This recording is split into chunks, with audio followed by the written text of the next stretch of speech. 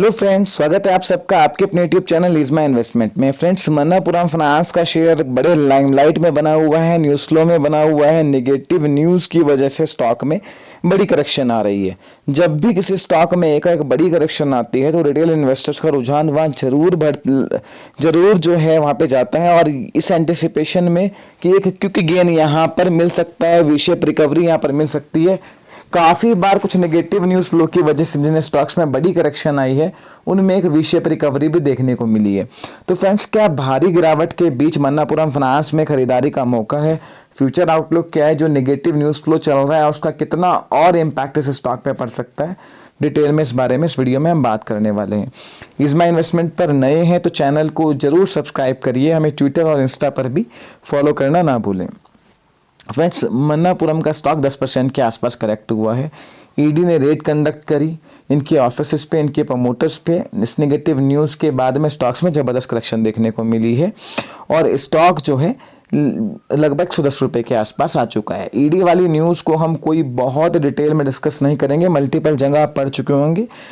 थोड़ा सा उसमें बता देते हैं। मनी लॉन्ड्रिंग के जो एलिगेशंस हैं वो कंपनी पे लगे हैं। इनकी एक सब्सिडरी कंपनी है, प्रोप्राइटरी फर्म है सॉरी, प्रमोटर की, और वहाँ पर जो है मन्नापुरम एग्रो फार्म्स जो अभी बंद भी हो चुकी है, उसमें जो है कभी पहले इन्होंने डिपॉजिट्स लिए हैं पब्लिक से, और ये जो है ईडी के एलिगेशंस हैं कि वो डिपॉजिट्स मन्नापुरम के ऑफिसेज में बैठ के इन्हीं के एम्प्लॉयज़ ने लिए हैं, जिसमें कोई केवाईसी नहीं थी, कुछ नहीं थी। आधे डिपॉजिट्स कैश में ले लिए गए और उस पैसे से प्रमोटर्स ने अपने नाम पे और अपने फैमिली के नाम पे प्रॉपर्टीज़ खरीदी, रियल एस्टेट में इन्वेस्ट किया, और जो है पूरी तरह से मनी लॉन्ड्रिंग का केस है। आरबीआई की लाइसेंसिंग के बिना, नॉर्म्स को फॉलो करे बिना ये सब किया गया है। और उसके बाद जो है ईडी को इन्होंने बताया कि 53 करोड़ के डिपॉजिट्स वापस कर दिए गए हैं, जो ज़्यादातर कैश में हुए हैं, जिसका ना कोई रिकॉर्ड है ना ही डिपॉजिटर्स के केवाईसी हैं।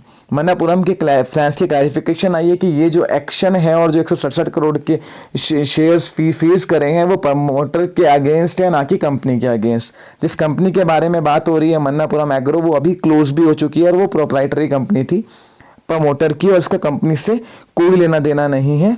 ये पूरा का पूरा प्रमोटर का के खिलाफ एक्शन है। वैसे फ्रेंड्स, अगर प्रमोटर की इंटीग्रिटी पे क्वेश्चन है तो उसका इम्पैक्ट कंपनी पे पड़ना तय है, क्योंकि प्रमोटर बेसिकली जो है, अगर आप कंपनी के ऊपर पैसा लगा रहे हो तो ऑब्वियसली उसके प्रमोटर्स की इंटीग्रिटी देख के ही लगा रहे हो। फ्रेंड्स, इस न्यूज़ के बाद स्टॉक में 10-12-15% की करेक्शन आई है। एक साल का चार्ट है मन्नापुरम का, बट पहले भी कौन सा स्टॉक ने, मैंने लंबा चार्ट आपके सामने निकाला है इसका 5 साल का, पहले भी इस स्टॉक ने कौन सा आपको जो है जबरदस्त रिटर्न दे दिया है।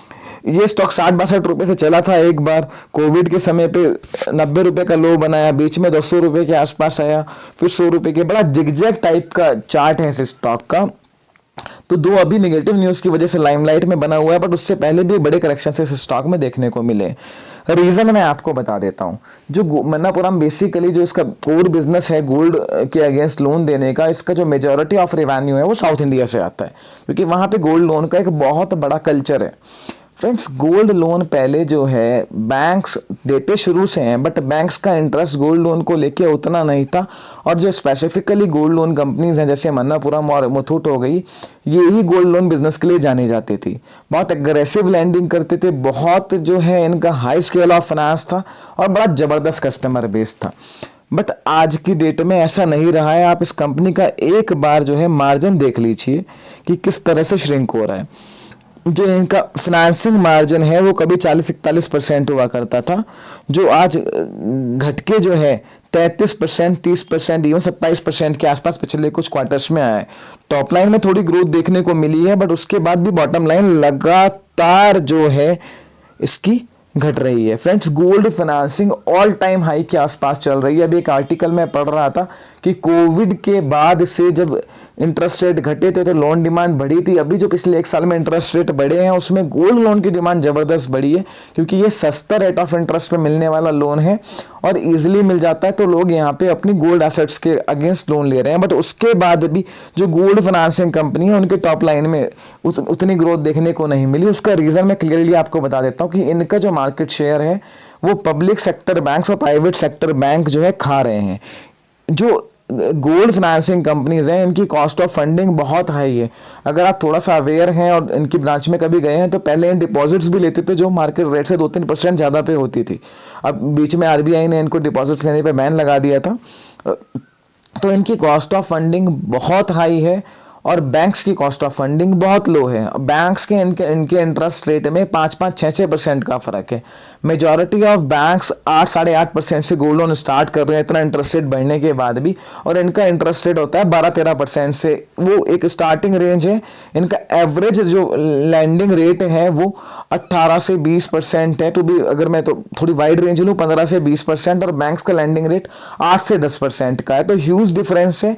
और पहले बैंक इतना एग्रेसिवली गोल्ड लोन नहीं देते थे। आज के डेट में बैंक गोल्ड लोन पोर्टफोलियो के लिए बहुत एग्रेसिव हैं, बहुत जो है एक्सटेंसिव मार्केटिंग कर रहे हैं, जिसकी वजह से इनका जो बिजनेस है वो जबरदस्त तरीके से हैम्पर हो रहा है।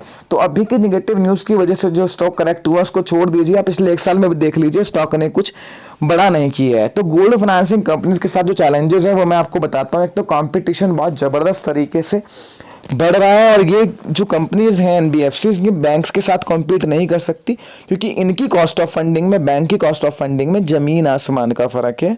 बैंक को जो है सस्ते फंड की एक्सेसिबिलिटी बहुत ज़्यादा है, जो कि इनको नहीं है। पब्लिक सेक्टर के साथ साथ प्राइवेट सेक्टर बैंक भी बहुत अग्रेसिव लैंडिंग कर रहे हैं, और अमंग द एनबीएफसीज भी आईओएफएल जैसे बड़े प्लेयर मार्केट में आ गए हैं जो इनको बड़ा कंपटीशन दे रहे हैं, और लोकल मार्केट से भी इनको अच्छा खासा कंपटीशन है जो लोकल गोल्ड लैंडर हैं। कॉस्ट ऑफ फंडिंग इनके लिए काफ़ी हाई है। सारे फैक्टर्स जो हैं मैंने आपको यहाँ पर डिस्कस किए हैं। तो फ्रेंड्स, मैं फ्यूचर आउटलुक की बात करूँ, पहले मैं इस न्यूज़ के बारे में बता देता हूँ। इस न्यूज़ का जितना इम्पैक्ट आना था मुझे लगता है आ चुका है। थोड़ा बहुत हो सकता है 5-7% और आ जाए। इस न्यूज़ की वजह से इस स्टॉक में यहाँ से कोई 20-30% की गिरावट है, मुझे ऐसा नहीं लगता। अगर कुछ और ईडी की फाइंडिंग्स में निकल के आ जाता है कुछ और बड़ा, तो एक अलग बात है। जितना अभी आया है एक्सचेंज के सामने और जो है जितनी न्यूज़ फ्लो आई है उसका इम्पैक्ट मुझे लगता है पूरा हो चुका है। 2-4-5% से ज़्यादा नहीं होना चाहिए। बट अगर मैं इस बिजनेस के ग्रोथ आउटलुक की बात करूं तो बेस्ट एनवायरनमेंट में भी ये स्टॉक्स अपने फाइनेंशियल्स का बेस्ट नहीं दे पाए। The reason being is that of increasing competition and the landing of the same product, that is gold loan, by the PSB's bank at the much lower rate compared to these NBFCs। तो friends, कोई बहुत fascinating नहीं लगता मुझे आने वाले time में इनकी ग्रोथ की। यहाँ पर ये ग्रोथ को मेंटेन कर पाएंगे। फंड्स, कॉस्ट ऑफ फंड लगातार बढ़ रही है, इंटरेस्ट रेट काफ़ी जो है हायर नोट पर है। तो आने वाले समय में इनके लिए टॉप लाइन और बॉटम लाइन दोनों को मेंटेन करना बहुत मुश्किल होगा। दो एसेट्स क्वालिटी इनकी बहुत बढ़िया होती है। गोल्ड लोन में एनपीएस का झंझट बहुत कम है, बट फिर भी मेरा मानना है फ्रेंड्स कि इनके लिए ग्रोथ को मेंटेन करना बहुत मुश्किल होगा। इसी वजह से एक बड़ी डी रेटिंग इन स्टॉक्स की देखने को मिली है। कभी ये स्टॉक जो है अच्छे खासे प्रीमियम पे ट्रेड करते थे, आज दोनों ही स्टॉक 10 से नीचे के पी पे ट्रेड कर रहे हैं। मन्नापुरम मुथूट की बात करूँ तो गोल्ड फाइनेंसिंग बिजनेस में मुझे कोई बड़ी अट्रैक्टिवनेस नहीं लगती है। कोई फ्रेंड्स बाउंस बैक के लिए खरीदता है, ट्रेडिंग करता है, तो वो उसका एक अपना व्यू है। अगर मैं फंडामेंटल व्यू दूं लॉन्ग टर्म के हिसाब से, मुझे नहीं लगता कि इस बिजनेस में कोई बड़ी अट्रैक्टिवनेस बची हुई है। सस्ते वैल्यूएशंस में होने के बाद भी ग्रोथ का जो फैक्टर है वो इसके अंदर मुझे नहीं दिखता है, और मुझे लगता है ये सबड्यूड परफॉर्मेंस जो है मुथूट मन्नापुरम की वो आने वाले समय में भी कंटिन्यू रह सकती है। फर्दर आपकी कोई क्वेरी हो तो मुझे कमेंट सेक्शन में बताइए। कोई और वीडियो अगर आप चाहते हैं मैं बनाऊं किसी टॉपिक पे, या कोई आपकी क्वेरी हो स्टॉक मार्केट से किसी न्यूज़ या स्टॉक को लेके, तो आप मुझे कमेंट सेक्शन में बता सकते हैं। इज़ माई इन्वेस्टमेंट को सब्सक्राइब करना ना भूलें। Thank you.